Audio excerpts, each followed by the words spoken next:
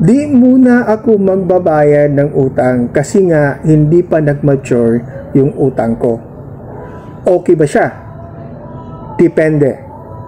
Meron kasi tayong terms and conditions na sinusunod sa utang.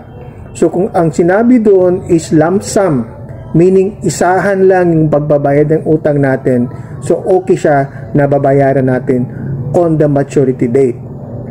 Pero kung ang sabi naman sa terms and condition ay mayroon kang schedule of payment, meaning monthly ba siya, weekly ba siya, or araw-araw ba siya babayaran, kailangan natin sundin yon kahit hindi pa nag-mature yung ating loan.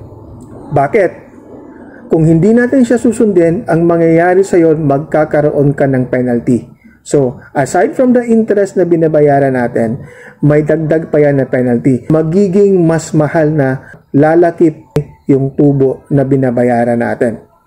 Ang pangalawang reason dapat na kailangan nating sundin siya is kung hindi natin siya susundin, ano ang mangyayari if gusto natin umutang ulit.